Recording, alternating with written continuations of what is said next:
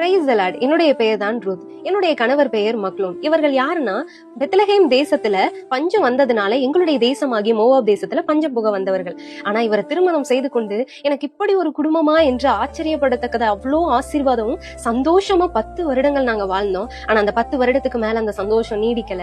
என்னுடைய மாமனாரும் என்னுடைய கணவரும் என் கணவரின் சகோதரரும் அடுத்தடுத்தா மரித்து போகிறாங்க. இப்ப கடைசியாக இருக்கிறது என்னுடைய மாமியார் நகோமியும் நானும் இன்னொரு மருமகளும் மாத்திரம் தான். ஆனா எங்களுடைய மாமியார் ஆகிய நகோமி தேவனை பற்றி நிறைய காரியங்கள் எங்களுக்கு சொல்லி தந்திருக்காங்க.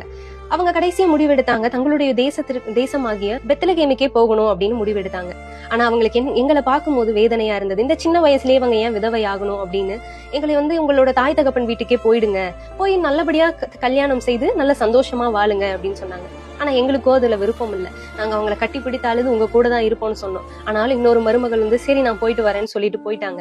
ஆனா எனக்கு இவங்களுடைய தேவன் தான் என்னுடைய தேவன். இவங்களையும் என்னையும் ஒண்ணு பிரிக்குதுன்னா அது மரணமா மாத்திரம் தான் இருக்கணும்னு சொல்லி நான் உங்க கூட தான் வருவேன், இதை பத்தி இனி பேசாதீங்கன்னு சொல்லி அவங்க கூடியே போனேன். இப்படி போனதுக்கு அப்புறம் அந்த தேசத்துல எங்களுக்கு சாப்பாடு கூட வழி இல்ல. அதனால எங்க மாமியார் சொன்னது போலவே நான் போய் ஒரு வயல்ல அறுத்து கொண்டு இருந்த நாட்கள்ல வயல்ல கீழெல்லாம் சிந்தி கிடக்கும் தானியங்கள், அந்த தானியங்களை பொறுக்கி கொண்டு வந்து நாங்க சமைச்சு சாப்பிட்டுட்டு இருந்தோம். அந்த வயல் யாருடையதுன்னா போவாஸ் அப்படின்ற ஒருவருடையது. அப்போ என்னுடைய மாமியார் சொன்னாங்க, அந்த போவாஸ்ன்றவர் தங்களுடைய சொந்தக்காரர் என்றும் அவரை நான் திருமணம் செய்து கொள்ள வேண்டும் அப்படின்னு அவங்க விருப்பப்பட்டாங்க.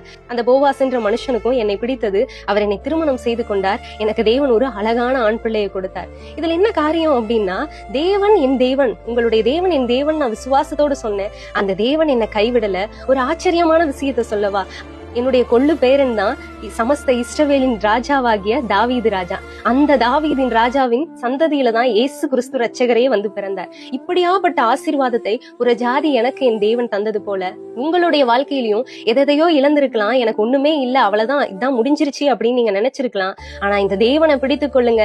அங்க உங்களுக்கு முடிவு இல்ல, அங்கதான் தேவன் உங்களுக்கு துவக்கத்தை வைத்திருக்கிறார். சோ என்னை காட்டிலும் தேவன் உங்களை பலமாய் ஆசீர்வதித்து வழி நடத்துவார். ஆமென்.